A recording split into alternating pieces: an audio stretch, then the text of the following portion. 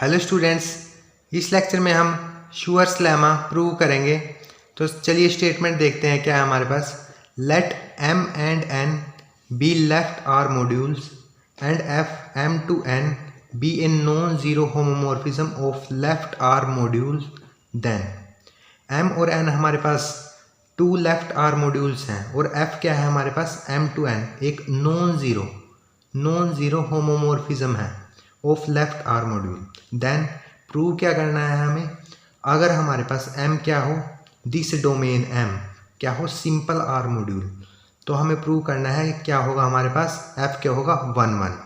जब हमारे पास जैसे हमारे पास ये है f हमारे पास क्या है, होम नॉन जीरो होमोमॉर्फिज्म है फ्रॉम m to n, ये हमारे पास नॉन जीरो होमोमॉर्फिज्म है f। जब हमारे पास m क्या हो, सिंपल आर मॉड्यूल हो, तब हमारे पास f11 होगा। सेकंड, अगर n is simple R module हो, ओके मतलब दिस n कोडोमेन अगर हमारे पास सिंपल आर मॉड्यूल हो, तब हमें प्रूव करना है f12 होगा। देन थर्ड पार्टीज, अगर हमारे पास m क्या हो, this m is simple R module हो, then the ring endomorphism m is division ring, मतलब स्क्यू फील्ड, मतलब नॉन जीरो एलिमेंट्स का क्या करेगा, इन्वर्स एग्जिस्ट करेगा। ओके क्योंकि हमारे पास जब होमोमॉर्फिज्म में डोमेन और कोडोमेन सेम हो जाता है, तो अब हम उसको क्या लिखते हैं, एंडोमॉर्फिज्म m। ओके तो सिंपल आर मॉड्यूल हमने लास्ट लेक्चर के अंदर डिस्कस किया था कि अगर उसका कोई सब मॉड्यूल हो तो या तो वो जीरो के इक्वल होगा या m मॉड्यूल के इक्वल होगा। ओके तो तीन पार्ट्स थे हमारे पास, दोबारा मैं एक्सप्लेन कर रहा हूँ। अगर हमारे पास f कोई नॉन जीरो होमोमॉर्फिज्म है, फर्स्ट पार्ट अगर m सिंपल हो तो प्रूव करना है f को 1 1, सेकंड n अगर सिंपल हो तो f को ऑन टू, थर्ड अगर m सिंपल हो तो एंडोमॉर्फिज्म m को division ring, that means skew field, मतलब नॉन जीरो एलिमेंट्स का इन्वर्स एग्जिस्ट करेगा। तो चलिए सबसे पहले फर्स्ट पार्ट देखते हैं हम। अगर हमारे पास m सिंपल आर मॉड्यूल हो तो फर्स्ट पार्ट में हम क्या करेंगे, जो हमारे पास गिवन है वो लिख लेते हैं। फर्स्ट पार्ट का proof, let f m to n be in non zero homomorphism of left R module. Okay ये हमारे पास गिवन है स्टेटमेंट में। नाउ m, अब हमें सपोज क्या करना है, डोमेन को हमें सिंपल, ओके तो suppose m is simple R module. Simple R module की डेफिनेशन क्या है, अगर कोई सब मॉड्यूल होता है, जैसे n अगर उसका कोई सब मॉड्यूल है, तो या तो वो n किसके इक्वल होगा, ज़ीरो के इक्वल होगा, either n is equal to zero और n is equal to m। Okay तो अब हम यहाँ पर क्या करेंगे, हमें प्रूव करना है f को 1 1। तो f को 1 1 प्रूव करने के लिए हम क्या करेंगे, हम यहाँ पर लिख देते हैं पहले, f को 1 1 प्रूव करने के लिए हम क्या प्रूव करेंगे, कर्नल ऑफ f को आइडेंटिटी, मतलब एडिटिव आइडेंटिटी जीरो के इक्वल प्रूव करेंगे, क्योंकि f का नेसेसरी और सफिशिएंट कंडीशन यही होती है ना हमारे पास। अगर हम कर्नल f को आइडेंटिटी के इक्वल दिखा देते हैं तो हमारे पास जो f हो जाता है वो क्या हो जाता है, 1 1 हो जाता है। जब हम होमोमॉर्फिज्म का केस करते हैं तब हम ये देखते हैं, ये थ्योरम है हमारे पास। और एक बात और याद रखने की है इसमें, जैसे यहाँ पर मैंने आपको ये बताया था m से n ये रिंग पर डिफाइन होता है, तो m r भी लिख सकते हैं मॉड्यूल्स। तो m to n ये हमारे पास जो होमोमॉर्फिज्म f है, जो हमारे पास कर्नल होता है, कर्नल और इमेज, दो बातें इसमें थ्योरम में आपको याद रखनी है कि जो कर्नल होता है वो तो डोमेन का सबसेट होता है, और जो हमारे पास इमेज होता है, इमेज ऑफ f मतलब होमोमॉर्फिक इमेज, वो कोडोमेन का सबसेट होता है। ओके सबसेट होता है, और ये भी हम प्रूव करते हैं कि कर्नल ऑफ f सब मॉड्यूल होता है डोमेन का, और जो हमारे पास इमेज ऑफ f होता है वो सब मॉड्यूल होता है रेंज का, मतलब कोडोमेन का। ओके सो इसके अंदर हम क्या करेंगे, कर्नल f को 0 प्रूव करेंगे 1 1 दिखाने के लिए। तो मैं x को, इसको कर्नल ऑफ f को x लेट कर लेता हूँ अपनी कन्वीनियंस के लिए। ओके इसको मैं x लेट कर लिया मैंने, तो मैंने अब x हमें पता है कि जो कर्नल ऑफ f होता है वो क्या होता है, सब मॉड्यूल होता है m का, m मतलब डोमेन का। सो ये हमें पता है। ओके सो ये सब मॉड्यूल हो गया इसका। अब बात है यहाँ पर हमें प्रूव करना है x को 0, मतलब कर्नल ऑफ f को आइडेंटिटी के इक्वल दिखाना है ना। अब हमारे पास क्वेश्चन में गिवन था, मैंने अंडरलाइन किया था word non zero. Okay f क्या है, नॉन जीरो होमोमॉर्फिज्म है। अब देखो यहाँ से ध्यान से, ये हमारे पास m है, ये हमारे पास क्या है n, ये हमारे पास क्या है f है, मैपिंग है। ओके, अब हमारे पास यहाँ पर है कि f नॉन ज़ीरो हो तो kernel f not equal to m होगा। अगर मैं यहाँ पर इसको ज़ीरो कर लेता हूँ, अगर f ज़ीरो हो मतलब ये मैप क्या हो, f ज़ीरो हो।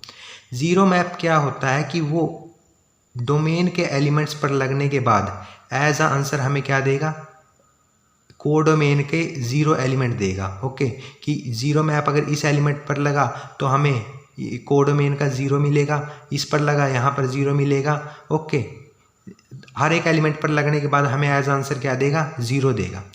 तो मतलब हमारे पास क्या होगा, अगर ये हमें एज आंसर ज़ीरो देगा और कर्नल की डेफिनेशन में, कर्नल की डेफिनेशन क्या होती है कि उसमें वो सभी एलिमेंट की कलेक्शन होती है जिस पर मैप लगने के बाद एज अ आंसर हमें क्या मिले, ज़ीरो मिले।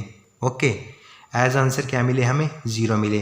तो ये ज़ीरो मैप तो इसके हर एक एलिमेंट पर लगने के बाद एज आंसर हमें क्या दे रहा है, ज़ीरो दे रहा है। तो मतलब ये फुल एम किसके इक्वल हो जाएगा, कर्नल ऑफ एफ के इक्वल हो जाएगा। ओके, क्योंकि ज़ीरो मैप क्या है, हर एक एलिमेंट पर लगने पर हमें, डोमेन के हर एक एलिमेंट पर लगने के पर हमें क्या देगा, एज आंसर ज़ीरो देगा। और डेफिनेशन कर्नल की क्या होती है कि उसमें वो सभी एलिमेंट्स आते हैं डोमेन के कि जिस पर एफ लगने पर हमें एज आंसर क्या मिले, ज़ीरो मिले, मतलब आइडेंटिटी मिले। तो ये तो ज़ीरो मैप तो हर एक एलिमेंट पर लगेगा एम के और एज आंसर ज़ीरो देगा। तो ये सभी एलिमेंट्स एम के किस में चले जाएंगे, कर्नल ऑफ एफ में चले जाएंगे। डैट मीन्स फुल एम, जो फुल एम है वो फुल कर्नल के इक्वल हो जाएगा। मतलब एम हमारा किसके इक्वल हो जाएगा, कर्नल ऑफ एफ के इक्वल हो जाएगा जब हमारे पास क्या हो, मैप हो ज़ीरो। ओके, लेकिन हमारे पास मैप के थ्योरम में गिवन है नॉन ज़ीरो, तो उस केस में कर्नल ऑफ एफ एम के इक्वल नहीं होगा। ओके, तो ये यहाँ से इसका रीज़न है। ओके, तो x इज इक्वल टू, ये हमने लेट ही किया था x को, इसको ये नॉट इक्वल टू m होगा जब f हमारे पास क्या होगा, नॉन ज़ीरो होगा। ओके, और इन केस ऑफ ज़ीरो हमारे पास ये कर्नल एफ के इक्वल m हो जाएगा। तो ये तो हमें पता ही है कि कर्नल ऑफ एफ की दोबारा लिखी है लाइन की, कर्नल ऑफ एफ क्या होता है, सम मॉड्यूल ऑफ m। और एक कंडीशन और आ गई है कि कर्नल ऑफ एफ m के इक्वल नहीं है, मतलब m के इक्वल नहीं है। और by definition of simple R module अगर कोई हमारे पास सब मॉड्यूल होता है तो वो या तो ज़ीरो के इक्वल होता है, सिंगलटन ज़ीरो के, या फिर वो m के इक्वल होता है।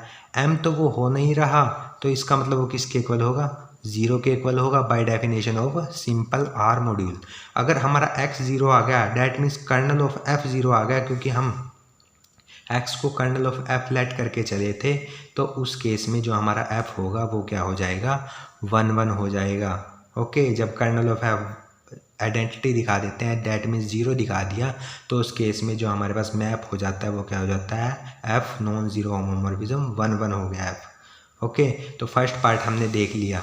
अब सेकंड पार्ट में क्या करेंगे, हम n को सिंपल आर मॉड्यूल लेट करके चलेंगे और प्रूव क्या करेंगे, f को ऑन टू। सो इसको प्रूव करने के लिए सेकंड पार्ट देखते हैं। अब ये हमारा सेकंड पार्ट है। Suppose n is simple R module. Okay, code में अगर सिंपल आर मॉड्यूल हो तो जैसे हमने लेट किया था वहाँ पर x को कर्नल एफ, यहाँ पर y लेट कर लेते हैं किसको, इमेज ऑफ f को। ओके, इमेज ऑफ f, जैसे ये m टू n है। ओके, ये हम f मैप लगा हुआ है mr टू nr। सो अब यहाँ पर जो हमारे पास मैंने आपको बताया था, कर्नल तो होता है हमारे पास सबसेट डोमेन का, इमेज होता है सबसेट रेंज का। तो इस केस में हमारे पास जो रेंज होता है, इमेज ऑफ एफ होता है, वो भी हमारे पास सब मॉड्यूल होता है। ओके, वो किसका सब मॉड्यूल होता है, कोडोमेन का। तो वाई हमारे पास क्या हो गया, यहाँ से हमने इसको वाई लेट किया था, ये इमेज ऑफ एफ के इक्वल हमने लेट किया था। ओके, ये एफ ऑफ एम लिख दिया हमने। जब एफ एम के एलिमेंट्स पर लगकर हमें एन से एलिमेंट्स देगा, ओके, तो एफ ऑफ एम लिखा हमने। सो ये भी सब मॉड्यूल होता है। सिमिलरली जैसे हमने वहाँ किया था, अगर एफ नॉन ज़ीरो है क्योंकि गिवन है हमें, तो हमारे पास वाई भी नॉन ज़ीरो होगा। ओके, क्योंकि अगर ये ज़ीरो हो गया, ये मैप ज़ीरो हो गया, तो हमारे पास क्या होगा, ये इमेजेस सभी क्या आ जाएंगी, ज़ीरो आ जाएंगी। ओके, अगर इमेजेस ज़ीरो आ गई हमारे पास, तो हमारे पास जो वाई होगा, अगर हमारे पास f ज़ीरो हो गया तो ये हमारे पास y भी क्या हो जाएगा, इमेजेस आएंगी जो इसमें, वो भी हमारे पास y ज़ीरो हो जाएंगी। ओके, तो इसी कारण अगर f नॉन ज़ीरो होगा तो y भी क्या होगा, नॉन ज़ीरो होगा। ओके, सो नाउ अब y क्या हो गया हमारे पास, नॉन ज़ीरो। अब लेकिन y क्या है, सम मॉड्यूल है, तो by definition of simple R module दो ही कंडीशंस होंगी, या ज़ीरो होगा या खुद n ही होगा। ओके, तो ज़ीरो वो हो नहीं सकता क्योंकि नॉन ज़ीरो है, तो वो क्या होगा, n होगा, क्योंकि इसमें हम n की बात कर रहे हैं। फर्स्ट पार्ट में बात m की हो रही थी। ओके, सो नाउ अगर ये n के इक्वल आ गया तो y किसके इक्वल है, लेट किया था f ऑफ m के, तो f of m image of f के इक्वल ही है। सो ये किसके इक्वल आ गया, n के इक्वल आ गया। ओके, और जब हमारे पास रेंज और कोडोमेन इक्वल आ जाती हैं तो वो केस किसका होता है, हमारे पास ऑन टू का केस होता है। तो यहाँ पर हमारे पास क्या आ गया, y is equal to n। Okay, y किसके इक्वल था, इमेज ऑफ f के, इमेज ऑफ f। ओके, जो यहाँ पर इसके इमेजेस आएंगी और ये n के ही इक्वल हो गया, तो ये हमारा किसका, ऑन टू का केस होता है। तो f क्या हो जाता है, ऑन टू हो जाता है। और अगर होमोमॉर्फिज्म हमारे पास ऑन टू हो तो उसको हम इपीमॉर्फिज्म बोल देते हैं, अगर वो 1 1 हो तो मोनोमॉर्फिज्म बोल देते हैं। ओके, तो ये ऐसे ही लिखा है इसको कि f क्या है, इपीमॉर्फिज्म है। तो हमें ऑन टू प्रूव करना था, हमने प्रूव कर लिया। ओके, नाउ अब हम करेंगे अपना third part. So third part में अब क्या करना है, अब हमें डिवीज़न रिंग प्रूव करना है। ओके, एंडोमॉर्फिज्म आर एम को हमें क्या प्रूव करना है, डिवीज़न रिंग। तो चलिए अब करते हैं division ring prove. So now अब हमारे पास क्या है, m जो हमारे पास थर्ड पार्ट है उसके अंदर क्या करना है, हमें m को क्या करना है, m हमारे पास सिंपल आर मॉड्यूल गिवन है और हमको एंडोमॉर्फिज्म m अवर रिंग r को क्या प्रूव करना है, डिवीज़न रिंग। सो डिवीज़न रिंग मतलब स्क्यू फील्ड, हमें उसके जो उसके नॉन ज़ीरो एलिमेंट्स हैं उनका इन्वर्स एग्जिस्ट करता है, ये दिखाना है इस पार्ट में। तो इसको प्रूव करने के लिए हम क्या करेंगे, हमें पता है जो ये एंड आर एम होता है, एंडोमॉर्फिज्म एम आवर रिंग आर, ये क्या होता है हमारे पास, इटसेल्फ क्या होता है, रिंग होता है। ओके, जिसके की बाइनरी ऑपरेशन हमारे f plus g x is equal to f x plus g x और f g at x is equal to f g x for all f g belongs to and R M, ये होता है हमारे पास। Okay, ये theorem होती है हमारे पास एक कि ये हमारे पास रिंग होता है इटसेल्फ। तो अब हमें प्रूव करना है इसको डिवीज़न रिंग। ओके, सो डिवीज़न रिंग प्रूव करने के से पहले हम क्या कर लेते हैं, इसके अंदर हम एक एडिटिव आइडेंटिटी और आइडेंटिटी मैप डिफाइन करते हैं इसमें। तो क्या आएगा हमारे पास, सो ज़ीरो मैप है जो हमारे पास वो फ्रॉम m टू m है। ओके, क्योंकि हमारे पास m क्या है, सिंपल मॉड्यूल है और एंडोमॉर्फिज्म के अंदर हमारे पास डोमेन रेंज क्या होती है, सेम ही होती है। और ये ज़ीरो मैप क्या करता है, डोमेन के किसी भी एलिमेंट पर लगेगा, ये हमारे पास डोमेन है m और ये हमारे पास कोडोमेन है n। ओके, ये हमारे पास फंक्शन है, ये किसी भी डोमेन के एलिमेंट पर लगेगा और एज आ आंसर हमें क्या देगा, ज़ीरो देगा, zero map. Okay, for all x belongs to, हर एक डोमेन के एलिमेंट के लिए। ओके, तो ये हमारे पास क्या होता है, ज़ीरो जो हमारे पास मैप होता है ये हमारे पास एडिटिव आइडेंटिटी होता है एंड आर एम की। ओके, ज़ीरो मैप क्या होता है, या एडिटिव आइडेंटिटी। और जो आइडेंटिटी होमोमॉर्फिज्म होता है वो क्या होता है कि वो अगर डोमेन के एलिमेंट पर लगेगा तो एज आंसर दोबारा हमें वही एलिमेंट मिलेगा, तो वो आइडेंटिटी मैप होता है हमारे पास। ओके, तो एंडोमॉर्फिज्म के अंदर ना एक तो आइडेंटिटी मैप, क्योंकि एंडोमॉर्फिज्म के अंदर क्या होते हैं, मैप्स होते हैं। ओके, तो उसके अंदर ना दो मैप्स तो एटलीस्ट होंगे, एक तो ज़ीरो होगा और एफ होगा, आई होगा।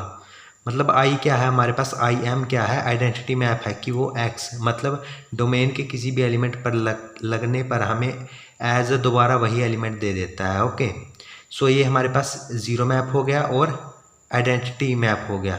अब हमें गिवन है थर्ड पार्ट के अंदर कि एम सिंपल आर मॉड्यूल है। सो सिंपल आर मॉड्यूल है तो उसकी एक फर्स्ट कंडीशन मैंने आपको अल्टरनेटिंग डेफिनेशन बताई थी, तो ये बताई थी कि M not equal to zero होता है। ओके, और साथ में हमने ये भी देखा कि हमारे पास अगर ये ज़ीरो होगा तो ये तो ज़ीरो होगा ही होगा। क्यों होगा, क्योंकि m क्या है, डोमेन है, डोमेन नॉन ज़ीरो है, this domain is non zero. अगर ये नॉन ज़ीरो हो गई और आइडेंटिटी मैप क्या है, वो डोमेन के एलिमेंट पर लगने पर एज आंसर हमें दोबारा वही एलिमेंट दे देता है। मतलब क्या है इसका कि अगर ये डोमेन नॉन ज़ीरो हो गई तो ये मतलब इस डोमेन के एलिमेंट पर जो आइडेंटिटी मैप लगेगा वो भी क्या हो जाएगा, नॉन ज़ीरो होगा। ओके, क्योंकि ये अगर ये ही नॉन ज़ीरो हो गया तो आइडेंटिटी मैप भी क्या होगा, नॉन ज़ीरो होगा। ओके, सो अगर ये नॉन ज़ीरो हो गया तो हमारे पास अब क्या है, तो हमारे पास जो एंडोमॉर्फिज्म एंड आर एम के अंदर ना कम से कम 2 एलिमेंट लाई करेंगे। कौन कौन से लाई करेंगे, एक तो जीरो में अप्लाई करेगा और एक क्या होगा, एक हमारे पास आई एम होगा। एक तो एडिटिव आइडेंटिटी हो गई हमारे पास और एक हो गई हमारे पास क्या हो गया, एक आइडेंटिटी मैप। तो हमारे पास ये 2 मैपिंग हमारे पास एंड आर एम में होंगी। ओके, तो ये लिखा है इसलिए and R M has at least 2 element. ये तो हमने एंड आर एम में 2 एलिमेंट दिखा दिए, लेकिन जो हमें प्रूव करना है वो क्या प्रूव करना है कि एंड आर एम क्या है, डिवीज़न रिंग। डिवीज़न रिंग के लिए क्या बताया था मैंने आपको कि नॉन ज़ीरो एलिमेंट्स का इन्वर्स एग्जिस्ट करेगा। सो इसके अंदर मैप्स हैं तो इसलिए एक हमने नॉन ज़ीरो एलिमेंट एफ लिया एंड आर एम से। ओके, ये हमारे पास क्या है, नॉन ज़ीरो एलिमेंट है। सो हमारे पास एफ एम टू एम, क्योंकि इसमें क्या होता है हमारे पास डोमेन और जो रेंज होती है कोडोमेन वो क्या होती है, सेम होती है एंडोमॉर्फिज्म में। और हमने फर्स्ट पार्ट में क्या देखा, हमने देखा था फर्स्ट पार्ट में कि जब हमारे पास डोमेन क्या हो, सिंपल हो, तब हमारे पास 1 1 होता है मैपिंग, और जब हमारे पास कोडोमेन सिंपल हो तब हमारे पास एफ ऑन टू होता था जो मैपिंग थी। ओके, ये देखो फर्स्ट पार्ट में हमने देखा था।